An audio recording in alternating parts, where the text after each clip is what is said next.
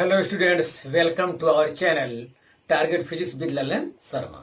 तो बच्चों, हमें ये कहना है, जो बच्चे इस लॉकडाउन में भी जो कि मुसीबत की घड़ी है देश के सामने, इस समय हमारा वीडियो देखते हैं, तो मैं उनसे रिक्वेस्ट कर रहा हूं कि वो वीडियो को लाइक और कमेंट भी कर दें, ताकि मैं जान सकूं कि कितने लोग हमारा वीडियो देख रहे हैं। अगर उन्हें कमेंट में कोई प्रॉब्लम है, कुछ सुधार चाहिए, तो वो भी अपनी समस्या बता दें, हम उसे दूर करने का प्रयास अवश्य करेंगे। तो हम चाहेंगे कि आप जो है थोड़ा हौसला भी बढ़ाएं और हम जान सके कि कौन कौन लोग देख रहे हैं। कुछ जानकारी हो जाएगा कमेंट करने से। तो आपसे यही रिक्वेस्ट कर रहे हैं कि आप कमेंट अवश्य करिए और लाइक भी कर दिया कीजिए। हाँ, तो आज कल वाली थ्योरी पे बच्चों हमें न्यूमेरिकल पढ़ना है। और यहाँ 4 न्यूमेरिकल मैं लिखा हूं नीचे से, 1 2 3 4 नीचे से इसलिए लिखा हूं ताकि पहला न्यूमेरिकल हल करने के बाद मैं इतना साफ कर लूं, मेरे पास जगह हो जाए। तो आइए देखते हैं, पहला न्यूमेरिकल नीचे से हल करते हैं। तो the sum of the 3 vectors, जैसे O A O B O C, the sum of the 3 vectors shown in figure is 0। मतलब ये कह रहा है, इसका मतलब ये है कि vector O A plus vector O B plus vector O C वो कितना है, 0 है, ये कह रहा है। ठीक है।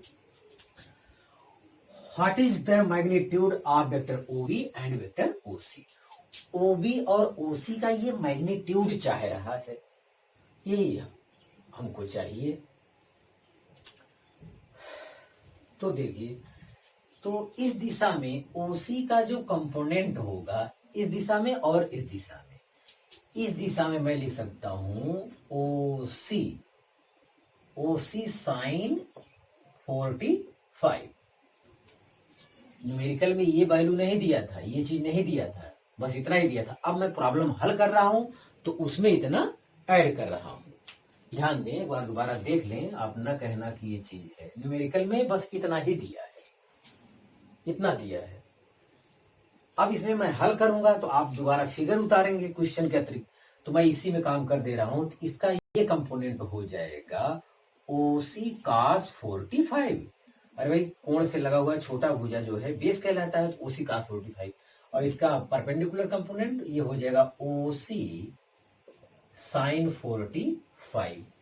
तो ध्यान दें, तो इसका मतलब ओसी साइन 45 जो है किसको, ये ओ ए के क्या होगा, बैलेंस कर रहा है, तो इसके ये बराबर होगा। तो ओ सी साइन 45 यहां हम लिखेंगे ओ सी साइन 45 इज इक्वल टू 10 के बराबर हो जाएगा। ये इसको संभाल रहा है, नीचे वाला ये कंपोनेंट इसके संभालेगा। ध्यान दें, वेक्टर का मैग्नीट्यूड मतलब ओबी और ओसी चाहिए हमको। मैग्नीट्यूड का मतलब होता है परिमाण चाहिए। हाँ, तो ये ठीक डायरेक्शन चल रहे हैं। तो ओ सी गुणे sine 45 1/√2 is equal to 10 newton. तो O C is equal to आ जाएगा 10√2 न्यूटन।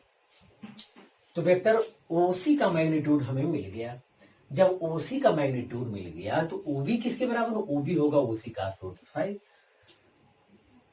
तो ओ बी बराबर किसके होगा, ये होगा ओ सी cos 45।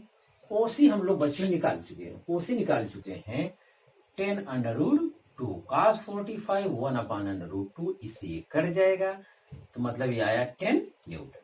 तो ओबी आपका आ गया बच्चों 10 न्यूटन के बराबर आ गया, जबकि ओसी आपका 10√2 न्यूटन आ गया। ये मैग्नीट्यूड में चाहता था, तो मैग्नीट्यूड में लिखा है। अब ओबी डायरेक्शन में अगर ये वेक्टर कहता तो मुझे वो लगाना पड़ता, आई कैप जे कैप इस टाइप से सेट करना पड़ता, तो सवाल मेरा कठिन हो जाता। कठिन नहीं हो जाता, तब भी हो जाता जैसा वो कहता, तो उसमें कोई दिक्कत नहीं है। तो ओबी बराबर ये इधर वाले वेक्टर में इधर का माइनस आई कैप लगा देते। इसमें ओबी कहाँ लिखा है, ओबी बराबर लिख देते हम ओसी cos 45, तो यहां लिख देते माइनस आई कैप, तो ओबी वेक्टर में हो जाता मेरा। अगर ये चीज वेक्टर में पूछ ले, ओ सी वेक्टर, तो ओ सी किधर है और ओ ए इधर है, तो ओसी वेक्टर बराबर हो जाएगा यहाँ पे माइनस वेक्टर ओ ए, और ओ ए वेक्टर लगाने के लिए इस डायरेक्शन में ये वाई एक्सिस में होता है जे कैप, लेकिन नीचे आएगा तो माइनस जे कैप, लेकिन ये चीज पूछा नहीं है। तो पहला प्रॉब्लम हमारा सॉल्व हो गया है, हम इसे साफ कर दे रहे हैं। हमें उम्मीद है कि आप उतार चुके होंगे। तब नीचे से लिखने से हमारे पास जगह भी मिल जाएगा पर्याप्त। फिर आगे देखिए क्वेश्चन 2, इसका सॉल्व करते हैं। ये कह रहा है a force is inclined at 60 degree from horizontal. कोई फोर्स है हॉरिजॉन्टल से 60 डिग्री पर वर्क कर रहा है। चलो फोर्स एफ मान लेते हैं। A force is inclined at 60 degree from the horizontal if the horizontal component of the force is 40 Newton. ये दिया है हॉरिजॉन्टल कंपोनेंट जो है 40 न्यूटन दिया हुआ है। Horizontal component of the force is कितना 40 न्यूटन। तो calculate the vertical component. Vertical component VC लिखा है, वर्टिकल कंपोनेंट ऊर्ध्वाधर घटक आपको ज्ञात करना है। ये ज्ञात करना है। तो ठीक है, तो यहां से ये फोर्स है कितना ये पहले ज्ञात करिए। तो फोर्स का इस डायरेक्शन में अगर मैं घटक लेना चाहूं तो एफ का 60 हो जाएगा, और इस डायरेक्शन में हो जाएगा एफ साइन 60, और इस डायरेक्शन में मैं अगर लेना चाहूं तो ये क्या हो जाएगा एफ का 60। मतलब अगर इस 60 अंग कोण पर हमारा फोर्स एफ वर्क कर रहा है तो इसका एक्स एक्सिस के डायरेक्शन में हॉरिजॉन्टल कंपोनेंट में जो घटक होगा एफ का थीटा होगा, वो किसके बराबर दिया है 40 न्यूटन के। तो एफ का 60 इसका सोल्यूशन करने के लिए एफ का 60 इक्वल टू 40 न्यूटन। तो cos 60 F cos 60 1/2 equal to 40, तो एफ इक्वल टू 80 न्यूटन। अब कहिए 40 न्यूटन क्यों दिया था? ताकि इस अननोन फोर्स को हम ज्ञात कर सकें वो वैल्यू कितना है, क्योंकि वर्टिकल कंपोनेंट अब हमें पता चल जाएगा क्योंकि हमको एफ मालूम है। तो vertical component of the force, vertical component of the force is equal to हो जाएगा एफ साइन 60। तो एफ का मान आपका आया है 80, साइन 60 का मान √3/2, तो ये हो जाएगा 40 √3 न्यूटन। तो ध्यान दें बच्चों, तो ये सवाल न्यूमेरिकल नंबर 2 आपका सफाई से हल हो चुका है, तो आप इसे उतार लीजिए। फिर हम चलते हैं अपने तीसरे न्यूमेरिकल की ओर। हमें लगता है आपको समझ में आ गया होगा।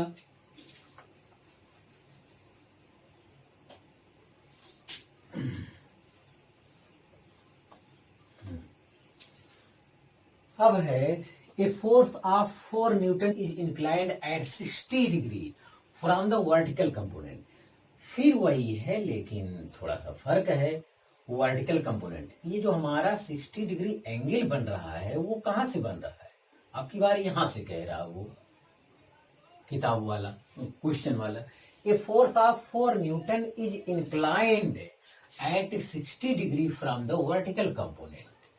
तो जो यह बराबर दिया है, हमें लगता है 4 न्यूटन दिया है।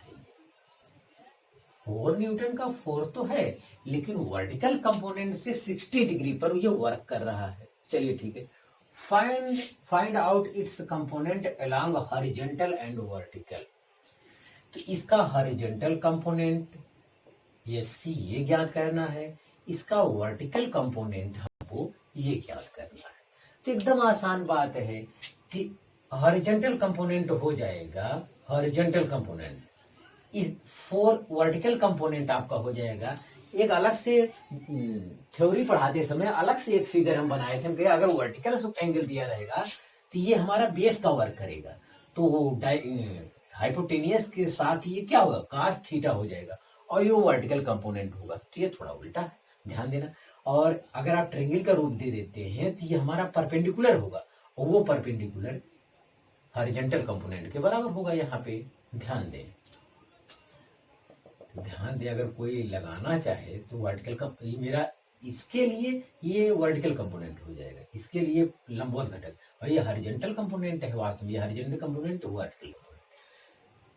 तो vertical component of the force, तो vertical component of the force is equal to हो जाएगा 4 cos 60।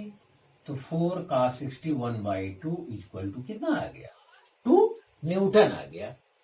Horizontal component of the force, horizontal component of the force is equal to 4 sin 60।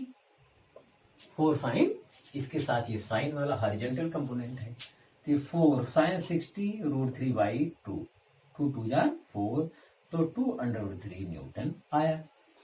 तो बच्चों सवाल नंबर 3 भी हमारा सफाई से क्लियर हो गया, जो कल हम थ्योरी पढ़ाए थे। तो थ्योरी में भले ज्यादा एक्टर वेक्टर दिख रहा हो, लेकिन यहाँ कोई कठिनाई नहीं है, ध्यान दें। तो सवाल नंबर 3 हमारा कंप्लीट हुआ।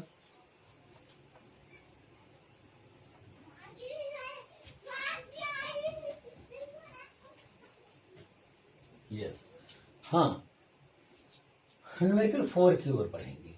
Find out the angle made by vector A equal to I K plus J K plus K K vector from X Y and Z axis respectively.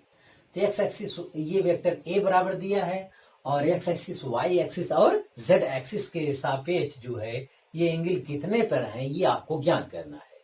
तो इससे पहले कास अल्फा, कास बीटा, कास गामा हम लोग ज्ञात किए थे। तो दिक्को जाए उसे कहते थे, लेकिन हमें एंगल केवल चाहिए। तो उसके लिए वेक्टर ए बराबर, प्रॉब्लम हम हल करते हैं तो आई कैप प्लस जे कैप प्लस के कैप, ये हमको गिवन है, इसका हमें माड निकालना होगा, या इसे ए भी कहते हैं। माड निकालने के लिए 1 का वर्ग प्लस 1 का वर्ग प्लस 1 का वर्ग, मतलब ये आ रहा है √3 आ रहा है। तो यहां से आपको शायद पता होगा कास अल्फा बराबर आई कैप का गुणांक 1 बटे, या चलो सूत्र लिख देते हैं, कैसे आप लिखे होंगे, यहाँ तो कैपिटल लेटर में है, तो यहाँ भी कैपिटल लेटर में लिखिए ए एक्स बटे ए, ऐसे लिखेंगे। वहां लिखेंगे स्मॉल लेटर में AX अपान ए लिखे होंगे, तो वही बात है। तो AX मतलब आई कैप का ये गुणांक हो जाएगा 1 बटे √3, लेकिन हमें अल्फा चाहिए, दिकोजा नहीं चाहिए, कास अल्फा कास बीटा कास गामा नहीं चाहिए, अल्फा चाहिए। अल्फा चाहिए तो सॉरी, अल्फा इक्वल टू हो जाएगा कास इनवर्स 1 अपान √3। इसकी ये नॉन वैल्यू नहीं हमारे पास है, नहीं सही। फिर कास बीटा बराबर यहाँ कहेंगे AY अपान ए, तो AY भी यहाँ क्या है, जे का गुणांक भी क्या है 1 है, और माड √3 फिर है। फिर यही एंगल आएगा beta equal to cos inverse 1 upon √3 आएगा, और फिर तीसरा एंगल कास गामा बराबर लिखेंगे AZ upon A equal to 1 upon √3। फिर यही एंगल आएगा गामा बराबर कास इनवर्स 1 अपान √3। तो तीनों एंगल वो हमसे चाह रहा था विद्यार्थी, तो हम तीनों एंगल आपके लिए ज्ञात किए, आप इसे उतार लीजिए, फिर आगे हम थ्योरी पढ़ाते हैं।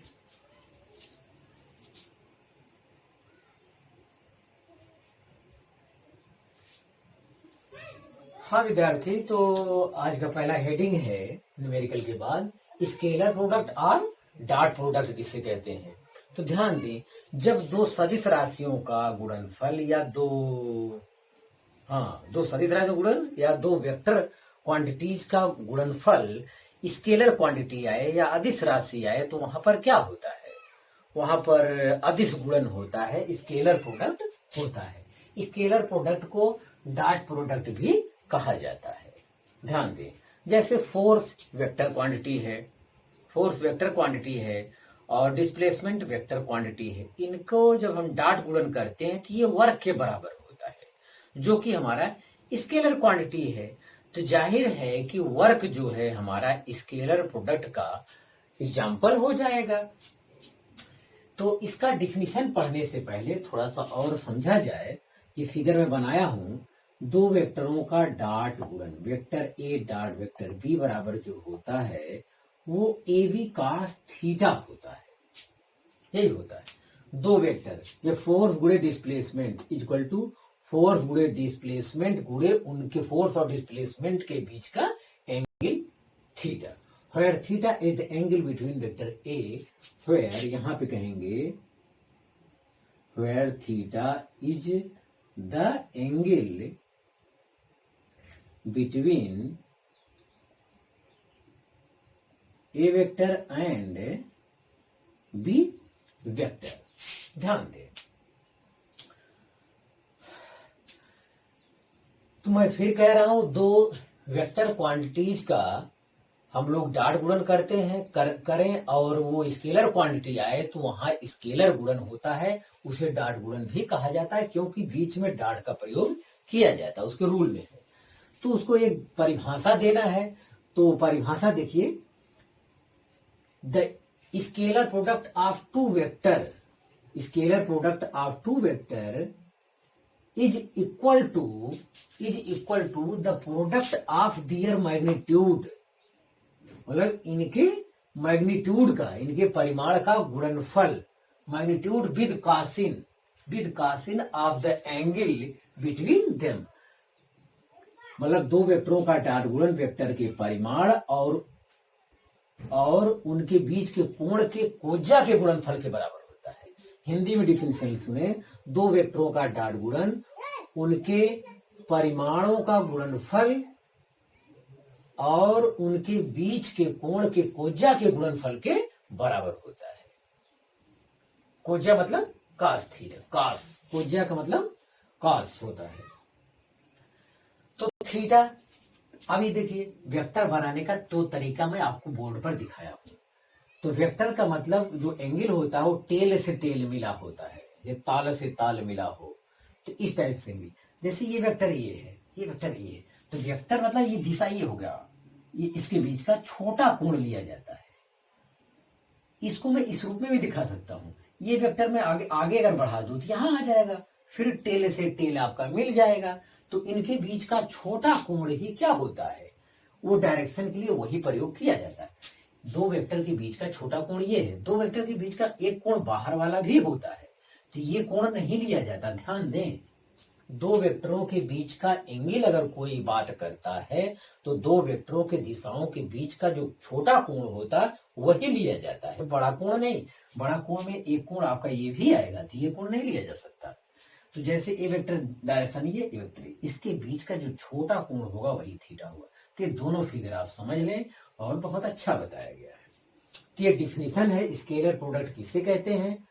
सामान्यतः बोलचाल भाषा में भी किया जा सकता है कि जब दो वेक्टर क्वांटिटीज का डॉट गुणन किया जाता है, डॉट गुणन किया जाए तो स्केलर क्वांटिटी अगर आता है तो वो स्केलर प्रोडक्ट कहलाता है।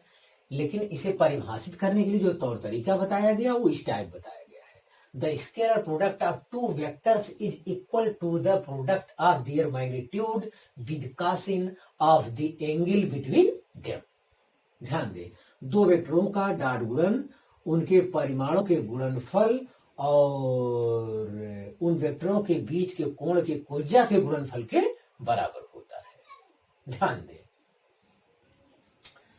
तो ये आपका यहां पर है, और स्केलर गुणन है, जाहिर इसमें हमें डायरेक्शन की कोई आवश्यकता नहीं है, चाहे आप ए डॉट बी करिए चाहे बी डॉट ए करिए, दोनों दिशाओं में ए बी कास थीटा ही आएगा, where theta is the angle between A vector and B vector. मैं समझता हूं आपको समझ में आ गया होगा। अब बोर्ड में आता है स्केलर प्रोडक्ट को डिफाइन कीजिए और उदाहरण से डिफाइन कीजिए, एग्जाम्पल भी चाहिए उनको। तो एग्जाम्पल में देखते हैं, तो मान लेते हैं एक इस वस्तु को यह फोर्स से कोई खींच रहा है, तो यह फोर्स खींच रहा है तो इस दिशा में तो जाएगा नहीं वस्तु, क्योंकि आपका ग्राउंड ये है तो इसी दिशा में गति करेगा। तो इस कंपाउंड डिस्प्लेसमेंट के डायरेक्शन में अगर ये इधर वस्तु गति कर रहा है तो इस दिशा में फोर्स का जो कंपोनेंट कार्य करेगा बच्चों वो एफ कॉस थीटा कार्य करेगा, ठीक है, एफ कॉस थीटा। और ये डिस्प्लेसमेंट वेक्टर यस है तो डिस्टेंस आपका यस हो जाएगा, केवल वेक्टर नहीं लिखेंगे हम लोग। तो ध्यान दें, तो यहाँ पे जो वर्क के बारे में आपको बताया है, वर्क स्केलर क्वांटिटी है वो, तो ये हो जाएगा वर्क किसे कहते हैं, तो डिस्प्लेसमेंट के डायरेक्शन में फोर्स का कंपोनेंट और डिस्प्लेसमेंट के गुणनफल को हम लोग, गुणनफल किसके बराबर होता है, वर्क के बराबर होता है। तो वही हम कर रहे हैं। तो यहां कहेंगे फ्रॉम डिफिनीशन ऑफ फोर्स, मतलब फोर्स का जो डिफिनीशन होता है उसकी सहायता से हम लोग, ये क्या है, फ्रॉम डिफिनीशन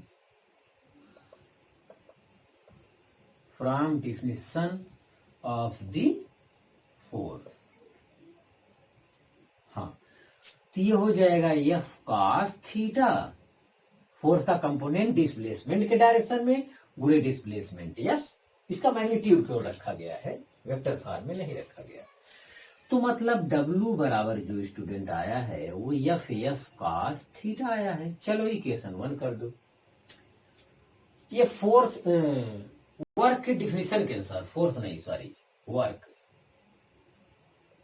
के डिफिनीशन के अनुसार WORK, वर्क के डिफिनीशन ये कहता है work is equal to displacement के डायरेक्शन में फोर्स का कंपोनेंट गुणे डिस्प्लेसमेंट होता है, ये उसकी डिफिनीशन है।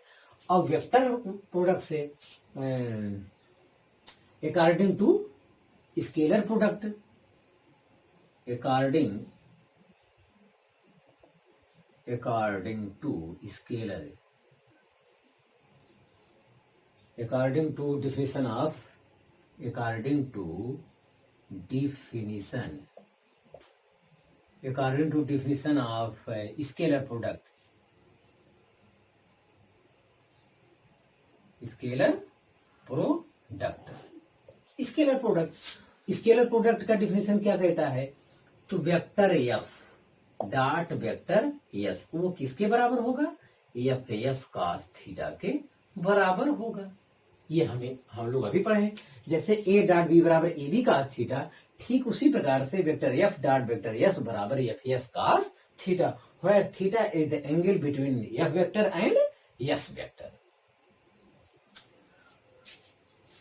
अगर इतना हो गया है तो हमें क्या करना चाहिए, इतना हो गया है तो यहां कहेंगे from equation 1 and 2, equation 1 and 2 से हम देखते हैं, इक्वेशन 1 एंड 2 में F cos theta F S cos theta F S cos theta बराबर है, तो जाहिर ये पक्ष भी क्या होगा, बराबर है। ये आया हमारा W equal dot vector S, W equal to vector F dot vector S. आप इतना उतार लीजिए।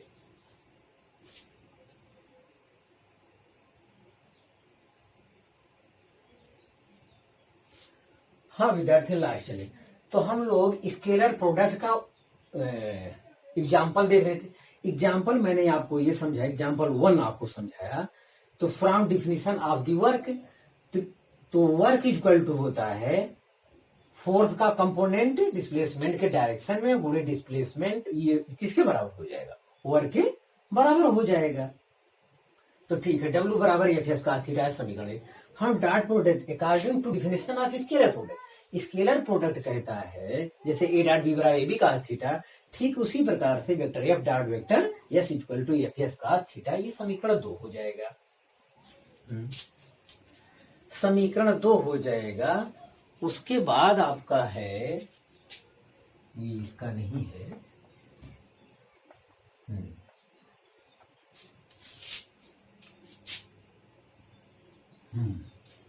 तो समीकरण 2 हो गया। यहां लिखा फ्रॉम इक्वेशन 1 एंड 2, समीकरण 1 एंड 2 का हम देख रहे हैं राइट हैंड साइड क्या है, इक्वल है, तो डायरेक्ट लेफ्ट हैंड साइड भी क्या होगा, इक्वल होगा। तो W बराबर आया विद्यार्थी vector F dot vector yes आया। ध्यान दें, दस अतः the scalar product of vectors F and yes gives work, कार्य देता है विच इज स्केलर क्वांटिटी, जो कि क्या है, अदिश राशियां है, जो कि अदिश राशि है।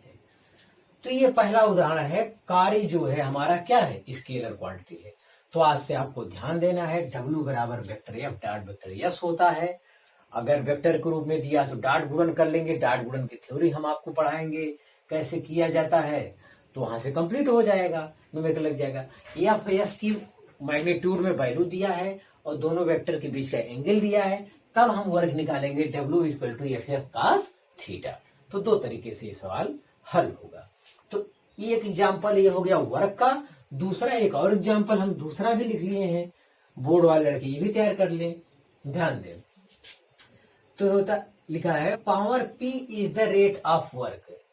पावर कहते हैं rate of change of work is equal to power होता है। तो वी नो दैट, हम लोग जानते हैं W is equal to F dot X. अभी जो हम लोग आया है W is equal to F dot S आया है, यही मैं दोबारा लिख दिया, वर्क के बराबर है। इसका मैं अगर डिफरेंशिएशन कर देता हूं with respect to time, with respect to time, तो डिफरेंशिएटिंग मतलब इसका क्या करते हैं अवकलन करने पर कार्य का, तो dw अपान dt हो जाएगा। f को अपने स्थान पर रख देते हैं, डिस्प्लेसमेंट के स्थान रखते हैं ds अपान dt। तो कार्य करने की दर को rate of change of work is equal to क्या होता है, पावर होता है, पावर p होता है। तो पावर हो गया, और displacement rate of change of displacement is equal to velocity, तो ये वेलोसिटी हुआ। तो vector F dot vector v वो किसके बराबर है, पावर के बराबर है। पावर भी हमारा क्या है, स्केलर क्वांटिटी है। तो thus it is a scalar product of force and velocity. Force और वेलोसिटी का जो वैल्यू आ रहा है पावर, ये भी क्या है, स्केलर क्वांटिटी है। तो आपको दो उदाहरण हमने समझाया। तो आप बच्चों मेहनत से पढ़ाई करते रहें। All the very best.